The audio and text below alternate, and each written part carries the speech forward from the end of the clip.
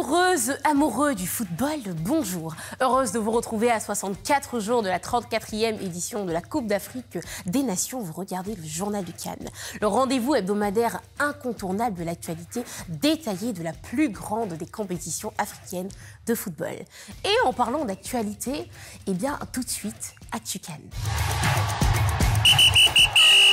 Ces derniers jours, les réseaux sociaux ont vibré au rythme des annonces du COCAN, le comité d'organisation de la compétition, et notamment celle de la volonté d'associer à cette belle fête du football des visages d'influenceurs et créateurs de contenus africains.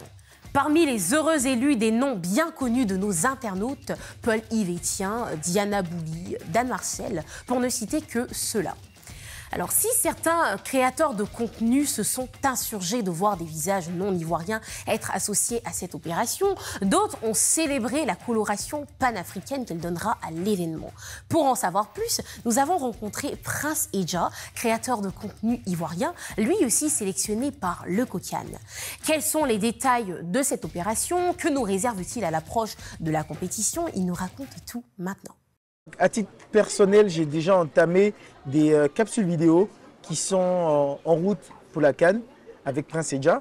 Donc j'interviewe des personnalités du football, des célébrités de la musique, des influenceurs. Et j'essaie de créer un lien entre le tourisme et le football. Un autre de mes projets pour le COCAN, j'ai mis en place une capsule de t-shirt dénommée Aquaba. Voilà, pour épouser un peu le thème de cette canne-là, la canne de l'hospitalité.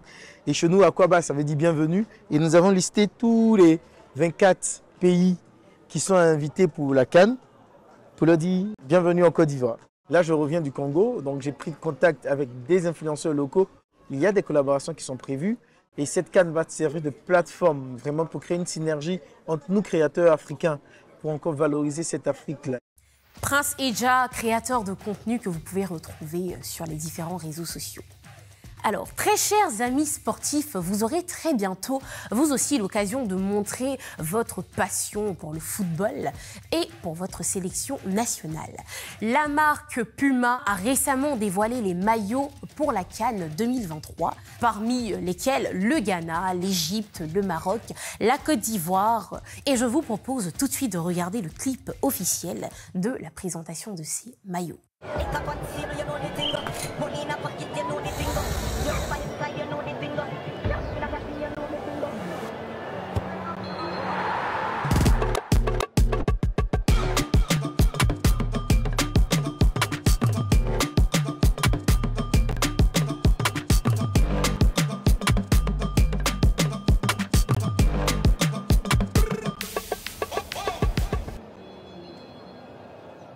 Permettez-moi d'ouvrir mon agenda pour vous présenter le programme du mois de novembre. Certaines des sélections qualifiées pour cette CAN 2023, c'est tout de suite dans la rubrique Agenda. Les éliminatoires du Mondial 2026 Zone Afrique démarrent dans quelques jours, une phase qui va également servir de préparation pour la CAN. Le 15 novembre, le Burkina Faso rencontre la Guinée-Bissau et la RDC jouera contre la Mauritanie. Le pays hôte de la CAN, la Côte d'Ivoire, sera face à la Gambie ce 21 novembre. Et comme vous le savez, dans le JDC, on aime bien vous emmener dans les coulisses de la CAN. Alors c'est tout de suite dans CAN Insight. L'un des maillons essentiels d'une compétition sportive, c'est la billetterie. Les précieux sésames qui vous permettent d'accéder au stade et de vibrer au rythme de vos sélections nationales. Pour en savoir plus sur cet aspect important, nous sommes allés à la rencontre de Janvier Kouakou, chef du département de la billetterie au COCAN. Le département de la billetterie regorge deux projets, c'est-à-dire le ticketing et le service aux spectateurs. Donc on a des rôles bien définis, c'est-à-dire dans un premier temps, avec un service technique de la billetterie via un logiciel, pouvoir paramétrer un logiciel pour générer des tickets qui sont les titres d'entrée. Et donc inciter, n'est-ce pas, le spectateur à payer le bon ticket dans de bons endroits, se retrouver au stade. Et quand vous arrivez au stade, il y a des personnes qui s'occupent de vous, qui vous guident, qui vous orientent, n'est-ce pas, vers votre siège. Ceux-là, c'est le service au spectateur. Si vous avez un besoin particulier, ce service-là est là, n'est-ce pas, pour vous servir. C'était le responsable de la billetterie Juco Cannes. Et pour cette semaine, nous avons décidé de poser notre loupe sur les lions indomptables du Cameroun. Restez avec moi tout de suite dans le Focus. RVK, journaliste sportif, nous fait une analyse détaillée de cette équipe camerounaise, les forces mais également les faiblesses du continent, comme les Camerounais se font appeler depuis peu.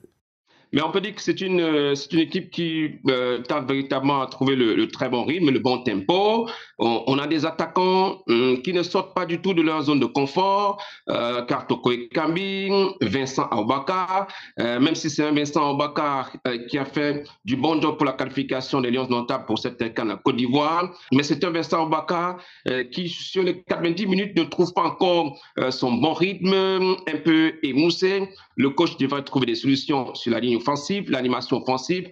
Au milieu des terrains, une seule satisfaction avec l'arrivée de Olivier Kemen, capable complètement de bouffer à lui seul le milieu des terrains des Lions indomptables du Cameroun, avec un joueur, Franz Amwanguissa, qui aux côtés devrait beaucoup l'aider, malheureusement, qui ne retrouve pas le même niveau que celui du Napoli chez les Lions indomptables du Cameroun, on ne comprend pas. Un peu de soucis aussi dans la charnière de Rigobert Song-Bahanac, où peut-il prendre la responsabilité de patron de cette défense centrale des Lions indomptables du Cameroun? Il est engagé. En 1984, le Cameroun est arrivé presque anonyme en Côte d'Ivoire et est ressorti en héros. Donc, il faudra, pourquoi pas, rééditer cet espoir en 2024 sur la terre des éléphants. Le Cameroun est 5 fois champion d'Afrique. Le Sénégal, c'est un champion d'Afrique sortant qui veut respecter son rang, qui veut tenir son rang. Il reviendra maintenant à Rigobert Song-Bahanac et à ses hommes de marcher selon les règles de l'art dans cette compétition pour sortir la tête haute